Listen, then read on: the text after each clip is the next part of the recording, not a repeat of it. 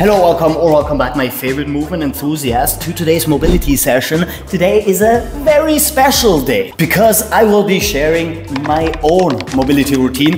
I've been practicing for over 10 years. I pretty much put together the most peak efficiency exercises you can imagine, and there is a reason why pretty much all of my joints are.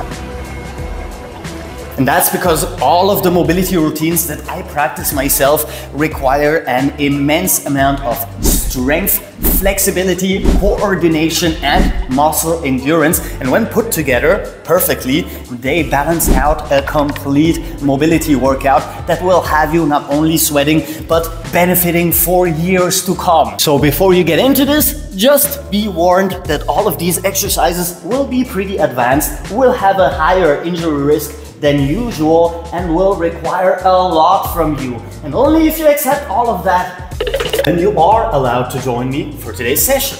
Now, starting out very simple with a posterior chain stretch, we're gonna need an elevation and we're gonna require some weight. I don't care if it's a kettlebell, a dumbbell, or whatever you have. You can fill up your backpack with water bottles as far as I am concerned. We're gonna get into a deep squat position. Grabbing that weight, we're gonna let it pull us deeper and deeper into a complete deep resting squat. And all we wanna do from here is fix our arms wherever the weight is pulling us to, and we're gonna start stretching out our posterior chain by raising our hips as far as we can, extending our legs as much as we can, and then reversing into that deep squat. And at the lowest point, let the weight pull you deeper and bring your chin all the way down to your chest so we can go into complete spinal flexion, rounding our back. Now, not only are we working on the insides of our thighs and our deep squat mobility, as well as our ankle, knee, and hip mobility,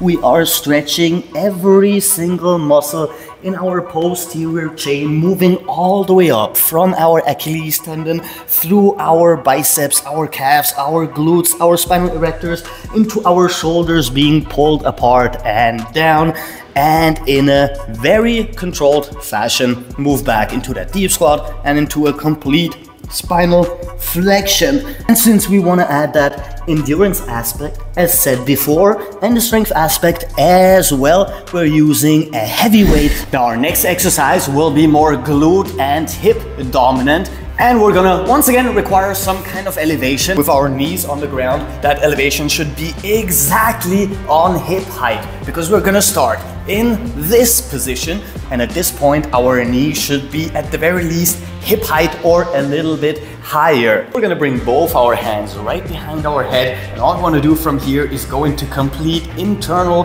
rotation in our hip without our knee leaving the ground before we go back into external rotation, using our own strength to put that foot flat up and to elevate our knee before we reverse all the way. Now, if done correctly, not only will we have an amazing glute stretch, we also have a lot of core engagement, and our hip flexors will need a lot of strength to go through these movements. And this takes care of one of the biggest problems people suffer from. They do a lot of stretchy things for their hip flexors without doing a lot of strengthening, and being able to put these together makes it a lot more effective. Not only does it feel absolutely amazing, but it's also really exhausting, and we have a nice coordination aspect to this exercise as well, and just relax into the stretch a little bit. Now, since we're already in position, there is a second level to this exercise, and this one is a lot more advanced than the one before. Instead of just going into internal rotation, we want to combine internal rotation with extension.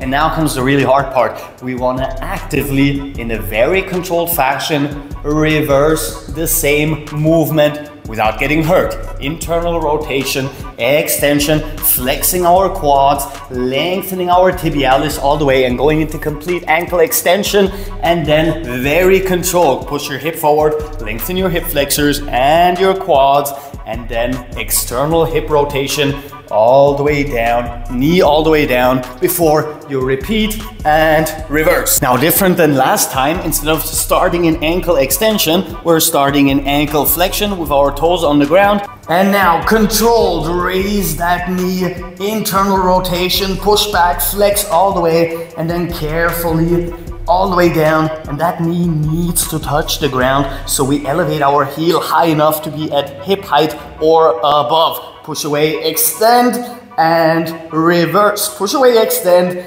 and reverse. Now, trust me on this one, I am not the fear-mongering type, but if you are not prepared to do this exercise, you will definitely get hurt, and the injury risk is pretty high if you are not flexible enough. So please be careful if you want to try this out. Now, the next exercise is one of my favorites. However, it requires you to be able to fully relax into a position that is very much uncomfortable. So be sure to take your time when trying this out. Once again, we're elevating the front leg, but we're also elevating the back leg. Both hands behind our head. We're gonna elevate and push forward, going into this downward rotation in our hip, and then relaxing all the way down as far as we can, raising that foot higher and higher and higher until it is at stomach height at the very least. Now, at the lowest point, it will look something like this, relaxing fully into this position all the way. And now we're gonna require a lot of strength in our posterior chain and in our quads to elevate, to push forward, lengthening our anterior chain, flexing our spinal erectors,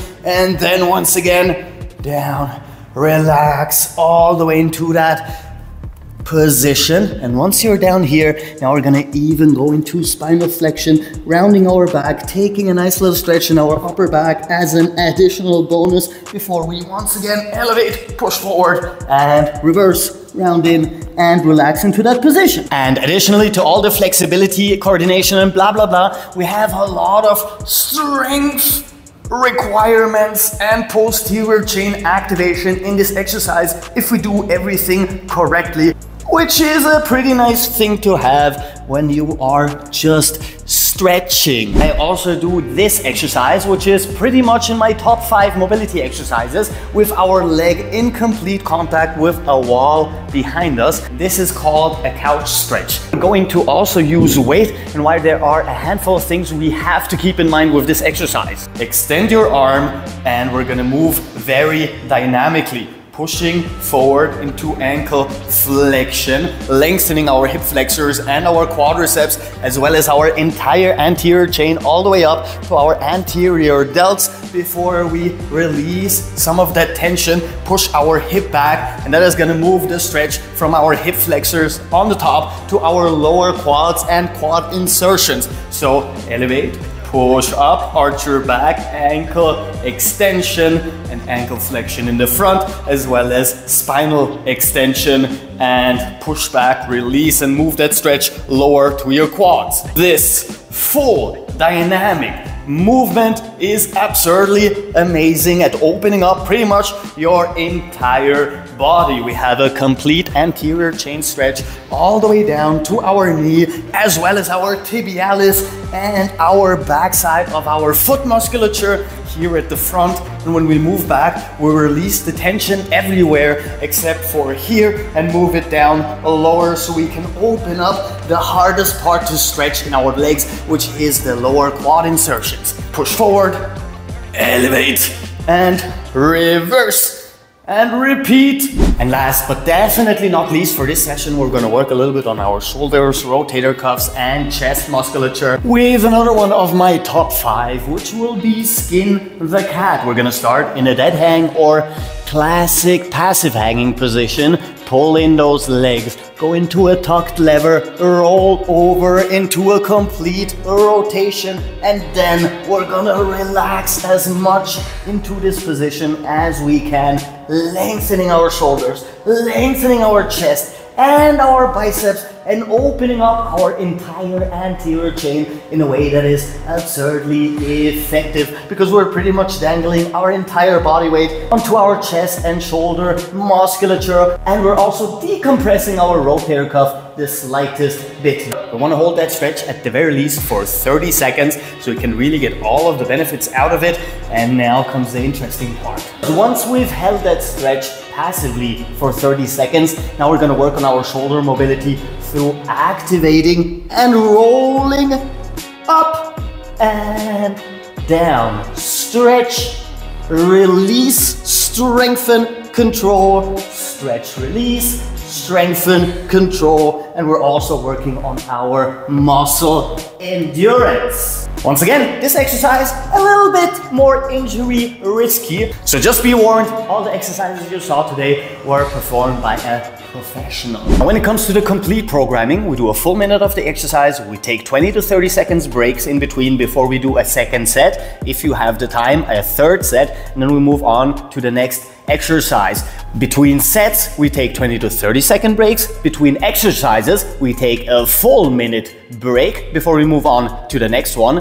And in total, we will be doing 2 to 3 sets at the maximum. 2 times a week is great, 3 times a week is amazing, 4 times a week is perfect. Anything above that will probably get you into the point of diminishing return. However, you can basically do this every single day if you want to, as long as you do not take it too far, you do not end up hurting yourself or don't have any pain, just discomfort. Discomfort is absolutely fine when you're working on your flexibility, mobility, etc. Pain, not so much. With that said, sadly, that's all the time I have left for you today.